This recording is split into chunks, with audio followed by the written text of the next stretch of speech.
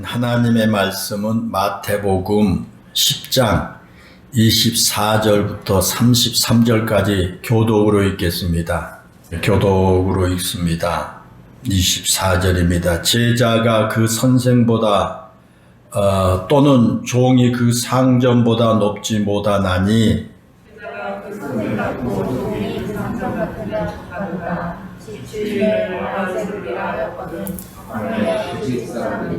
그런즉 그들을 두려워하지 말라. 감추인 것이 드러나지 않을 것이 없고 숨은 것이 알려지지 않을 것이 없느니라.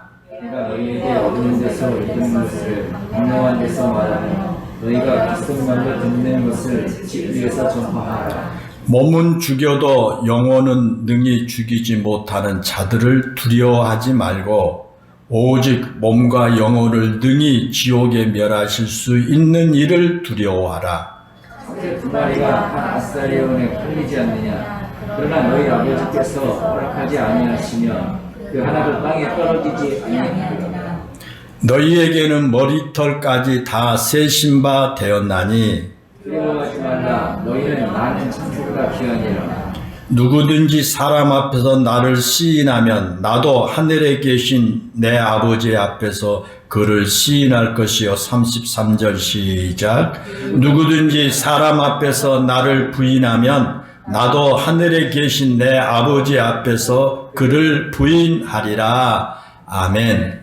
우리가 잘 알고 있는 그 돼지라고 하는 작품으로 1938년에 미국 여류 작가 최초의 노벨 문학상을 수상한 펄벅 여사에 대한 이야기를 잠깐 하도록 하겠습니다.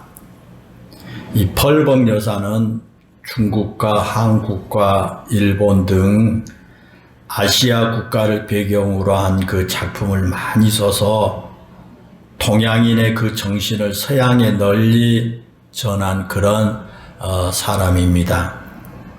그녀가 그렇게 아시아를 배경으로 많은 작품을 쓸 수 있었던 이유는 그 선교사인 아버지를 따라서 중국에서 많은 시간을 보냈기 때문이다라고 합니다. 이 펄벅 여사는 중국 선교사였던 그 부모님의 잠시 휴가를 얻어서 미국에 머물고 있는 동안에 미국에서 태어났지만은 곧바로 중국 선교를 위해서 중국으로 다시 돌아간 그 아버지를 따라 중국에 가서 살면서 자랐습니다. 그래서 대학 생활을 하던 4년을 제외하고 40년 가까이 중국에서 산 것입니다.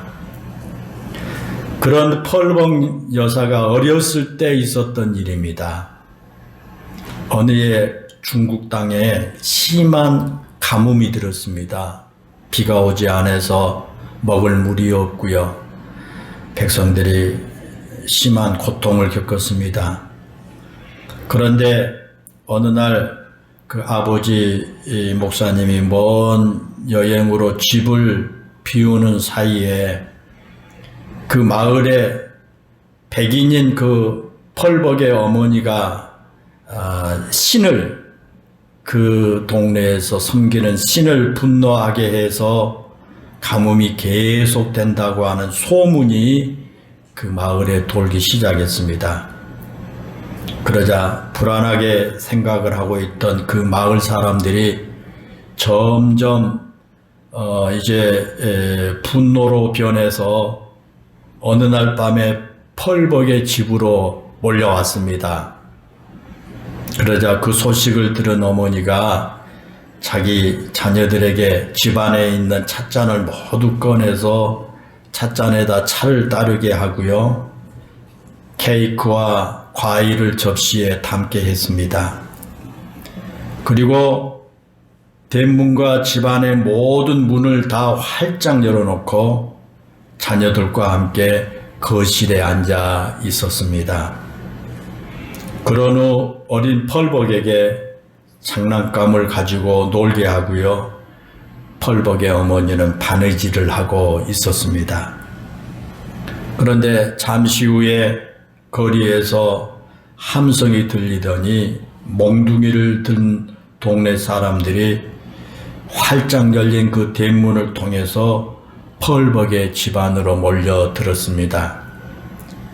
그리고 그렇게 몰려온 마을 사람들이 굳게 잠겨 있을 것이라고 생각했던 대문이 활짝 열려 있자 어리둥절한 얼굴로 그 방 안을 들여다보게 됐습니다.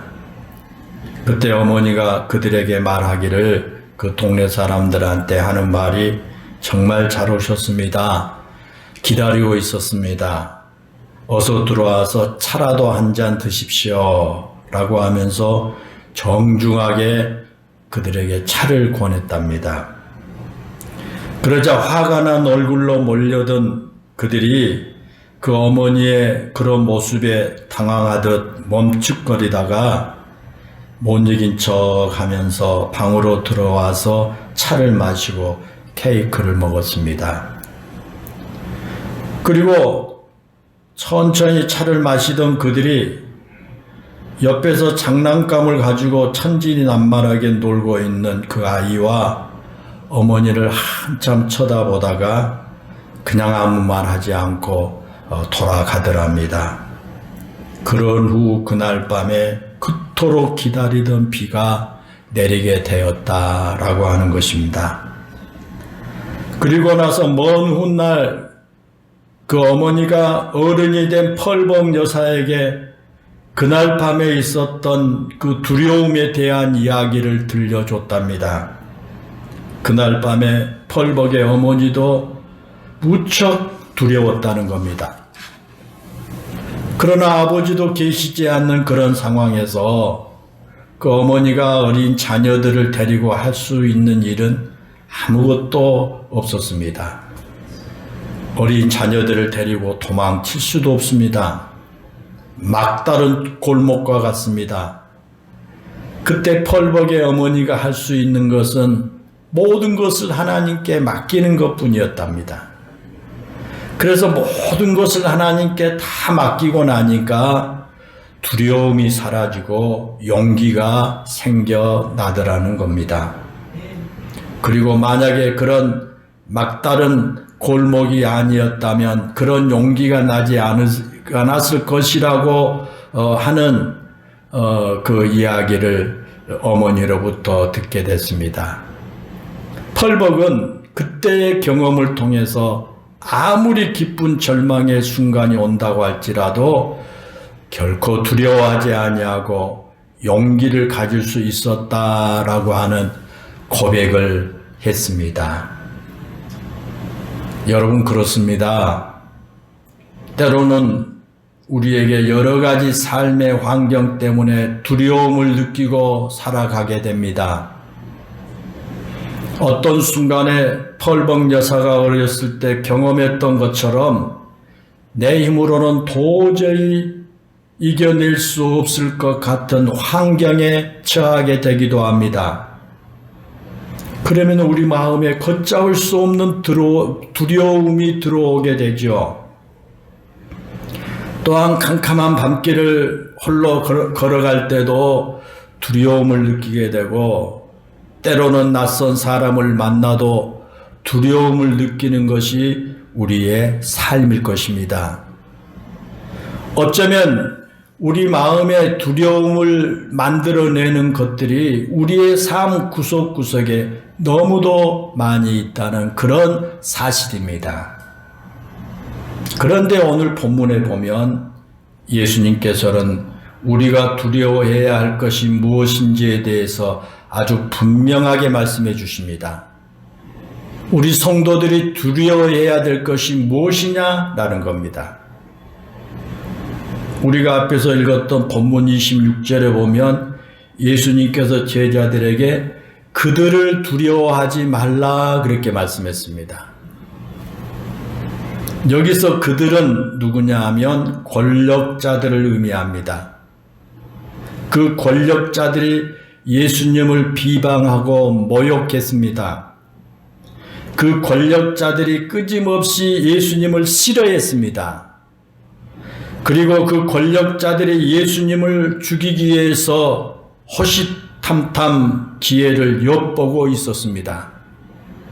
그리고 수많은 사람들이 추종하고 따라다니는 예수님을 그렇게 비난하고 모욕하면서 심지어는 죽이려고 안간힘을 쓴 그 권력자들이 예수님의 제자들을 그냥 놔둘 리가 없지 않습니까? 그들이 예수님께 했던 것처럼 제자들에게도 그렇게 모욕하고 박해할 것이 너무나 자명한 일입니다. 그리고 그들에게 그렇게 할 수 있는 힘이 있었습니다. 나중에 그런 이 산헤드린 공회가 예수님을 십자가에 못 박도록 결정을 내렸지 않습니까?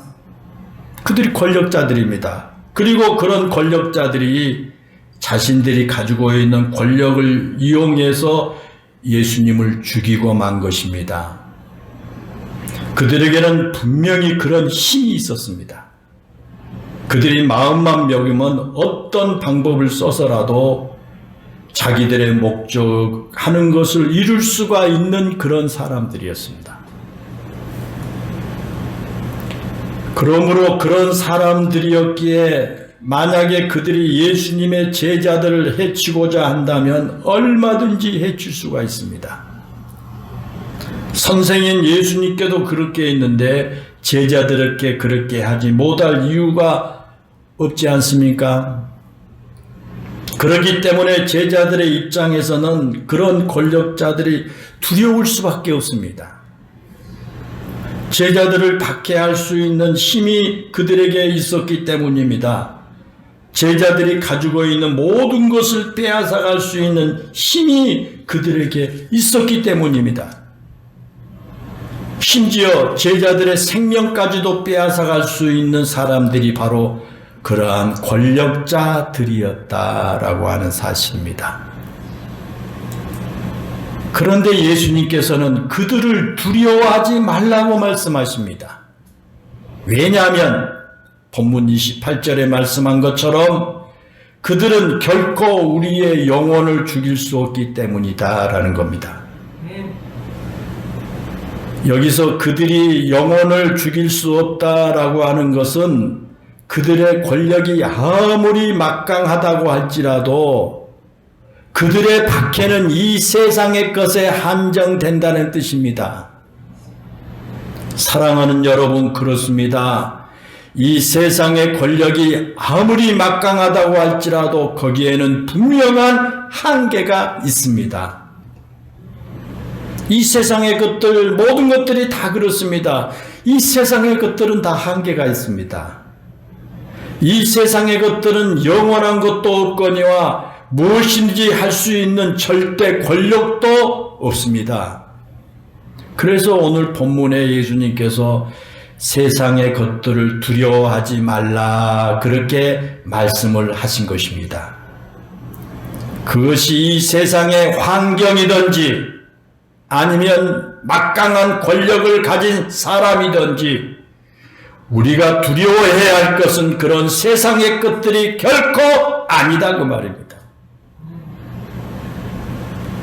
우리에게 진정으로 이 세상의 막강한 권력을 가진 사람들을 또 두려워할 것이 아니요 이 세상의 어떤 어려운 환경과 여건도 두려워할 것이 아니다라고 하는 말씀입니다. 특별히 우리가 믿음으로 살아가는 성도들이라면 우리의 두려워할 대상은 오직 하나입니다.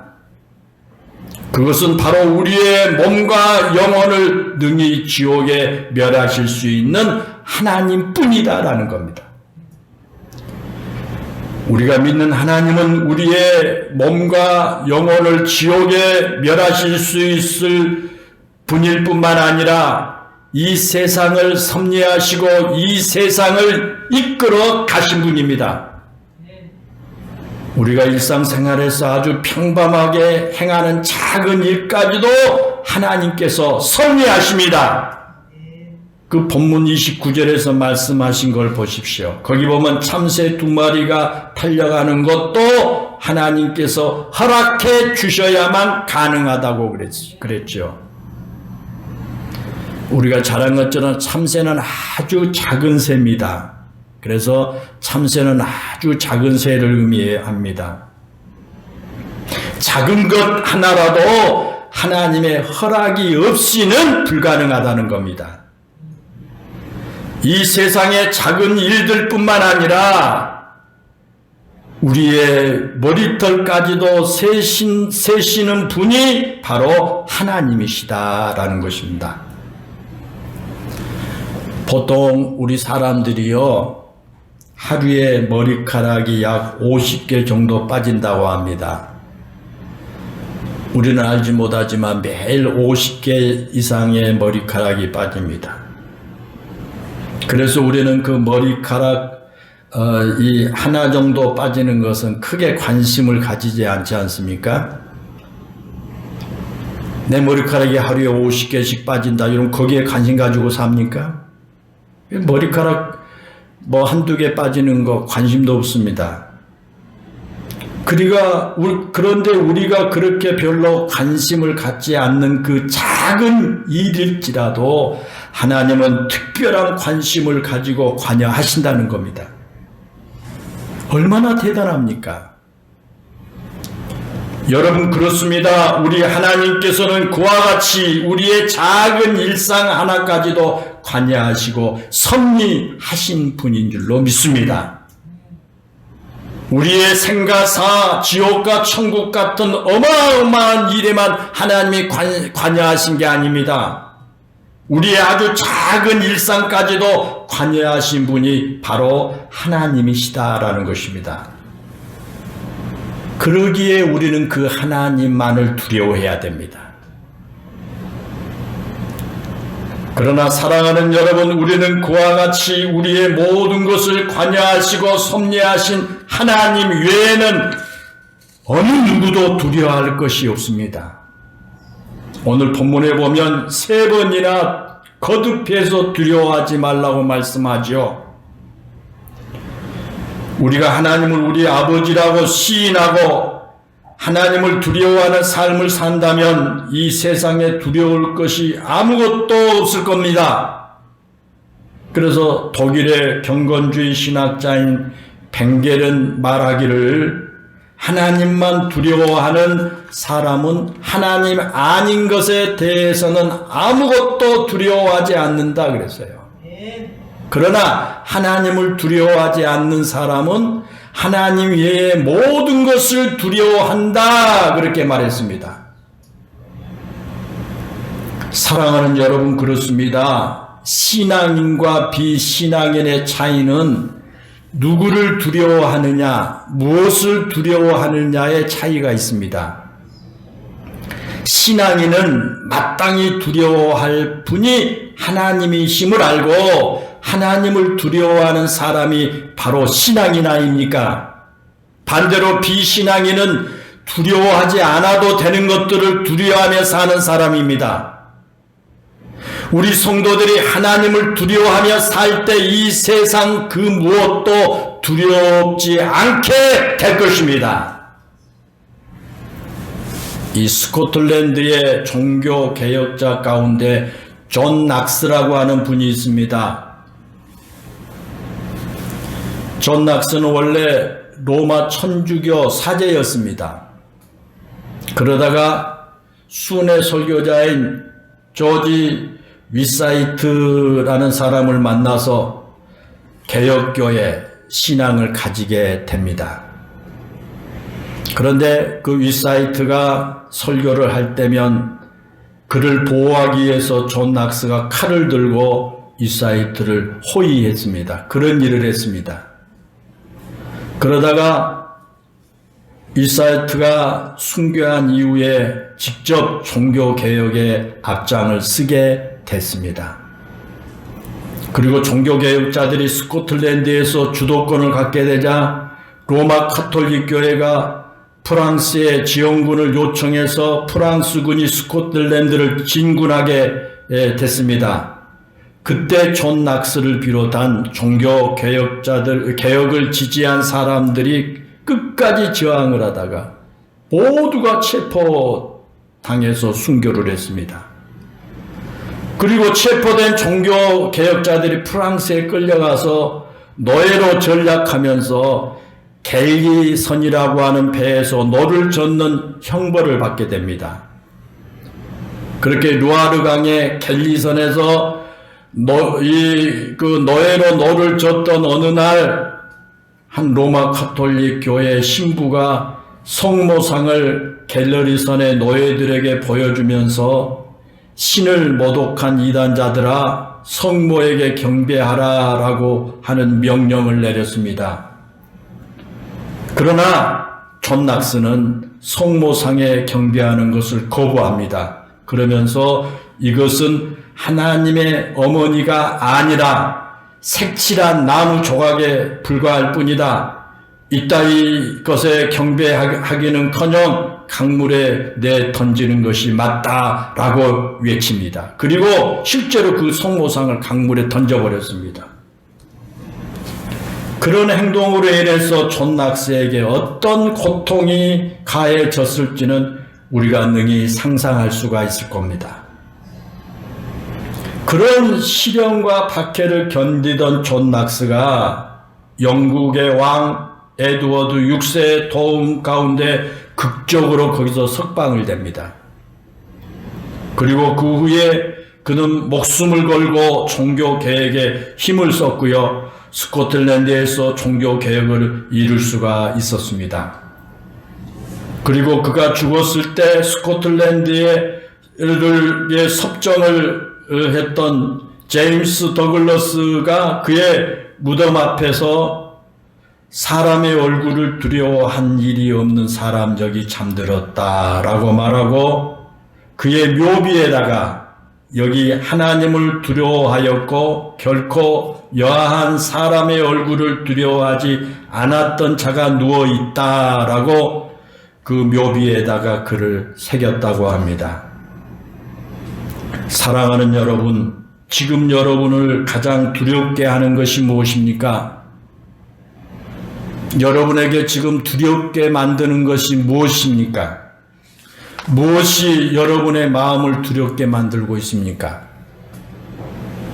우리는 내 주변의 사람 가운데 갑자기 암에 걸려서 목숨을 잃은 모습을 보면서 나도 암에 걸릴 줄 모른다라는 생각이 나를 두렵게 할 수 있습니다. 그렇지 않습니까? 또 나는 조심스럽게 안전운전을 하는데 반대편 차에서 술에 취한 사람이 운전을 하다가 중앙선을 침범해서 내 차를 들어받지는 않을까라는 생각이 때로는 두렵게 할 수도 있습니다. 또한 요즘처럼 코로나 바이러스가 급속히 확산되고 있다는데 내가 코로나 바이러스에 걸리지는 않을까라는 생각이 나를 두렵게 할 수도 있습니다. 그리고 때로는 내 마음속에서 일어나는 그런 고독과 애로움이 때로는 평안하고 행복한 지금의 상황이 어느 순간인가 깨질지 모른다는 그런 불안감이 나를 두렵게 할 수도 있습니다. 그런데 여러분 이것 아십니까? 지금 나를 두렵게 하는 그런 상황이 바뀐다고 해서 나의 마음에 일어나는 불안과 두려움이 사라지지 아니한다고 하는 것을 여러분 아십니까? 예를 들면 가난에 대한 두려움은 돈이 많다고 사라진 것이 아닙니다. 가난하던 사람이 혹시 부자가 되면 혹시 누가 내 돈을 훔쳐가지 않을까? 누가 내 돈을 훔쳐가기 위해서 나를 해야지는 않을까? 라는 또 다른 두려움이 우리에게 생기게 되는 것입니다. 또 혹시 암에 걸리지 않을까 두려워하는 마음으로 병원에 가서 건강검진을 받았더니 아무 이상이 없다고 말합니다. 그렇다고 여러분 건강에 대한 두려움이 사라진 것이 아닙니다. 언제 또 다른 병이 나를 찾아오지 않을까라고 하는 두려움이 생기게 됩니다. 이처럼 하나의 문제가 해결되고 나면 또 다른 문제가 우리를 찾아오게 됩니다. 하나의 아픔을 견디어내고 나면 또 다른 아픔이 우리를 힘들게 만드는 것입니다. 그러기에 사랑하는 여러분, 우리는 분명한 고백 가운데 살아야 합니다. 하나님께서 허락하지 않으시면 참새 2마리가 한 아사리온에 팔리는 것조차 불가능하다는 겁니다. 모든 것이 하나님의 섭리 가운데 이루어져 간다는 것입니다. 내 주변에서 나를 두렵게 하는 모든 것들도 하나님이 막아주시면 절대 안전할 것입니다. 때문에 우리가 두려워해야 할 것은 내 삶의 주변에 일어난 다양한 사건들이 아닙니다. 내 힘으로 어떻게 해볼 수 없는 일들이 내 앞에 있는 것 때문에 두려워해서도 안 될 것입니다. 우리가 진정으로 두려워해야 할 것은 그런 것이 아닙니다. 우리는 오직 하나님만을 두려워해야 됩니다. 우리 성도들이 하나님을 신뢰할 때 이 세상 그 무엇도 우리를 두렵게 할 수가 없을 것입니다. 우리가 오직 하나님만을 두려움의 대상으로 삼고 살아갈 때 이 세상 그 어떤 것도 우리를 두려움에 몰아넣지를 못하게 될 것입니다. 사랑하는 여러분, 그렇습니다.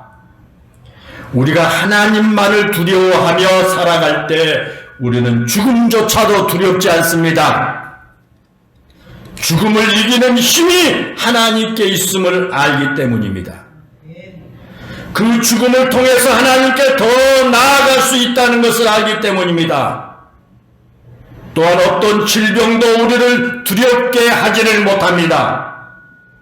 때로는 그 질병이 나의 나약함을 깨닫고 하나님 앞에 더욱 겸손한 자세로 살아가게 하는 기회가 된다는 것을 알기 때문입니다. 그리고 우리는 어떤 고난도 두렵지 않습니다. 고난은 우리로 하여금 하나님의 백성답게 사는 방법이고 그 고난이 우리가 하나님의 백성임을 알려주는 증거이기 때문입니다. 하나님은 오늘도 우리에게, 우리 믿는 성도들에게 두려워 말라, 내가 너와 함께하리라. 놀라지 말라, 나는 내 하나님이 됨이라. 내가 너를 굳세게 하리라. 참으로 너를 도와주리라. 참으로 나의 의로운 오른손이 너를 붙들리라고 말씀을 하십니다. 사랑하는 여러분, 그렇습니다. 하나님께서 우리를 도와주십니다. 하나님께서 의로운 오른손으로 우리를 붙들어 주실 것입니다. 하나님의 손에 붙잡혀 살아가는 우리의 삶에 우리를 두렵게 할 수 있는 것은 아무것도 없습니다. 세상이 아무리 거대한 힘으로 우리를 압박해 온다고 할지라도 하나님의 손이 우리를 붙들어 주신다면 우리는 조금도 흔들리지 않을 줄로 압니다. 그리고 아무리 코로나 바이러스가 확산되어 우리를 위협한다고 할지라도 우리의 머리카락 하나 상하지 않게 될 것입니다.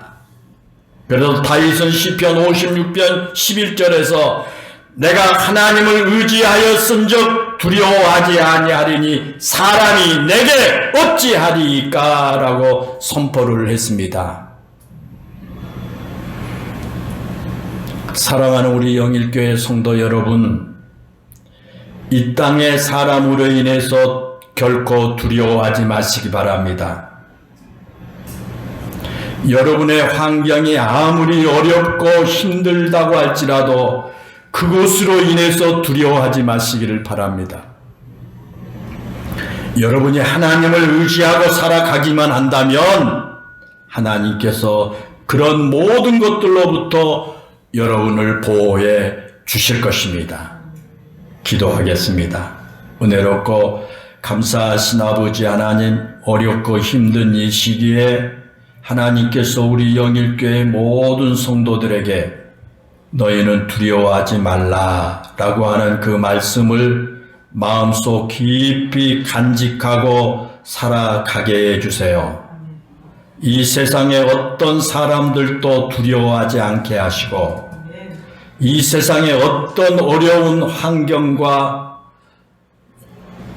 이런 상황에서도 결코 두려워하지 않게 해 주시고 오로지 모든 것을 주관하시고 섭리하시는 하나님을 의지하고 살아가게 해 주시기 원합니다. 그러므로 하나님의 보호하심과 하나님 도우심 가운데 하나님 저들이 승리하고 살아가는 용기를 내어 살아가는 우리 영일교회 모든 성도들이 다 되게 해 주세요. 우리 주 예수님의 이름으로 기도하옵나이다. 아멘.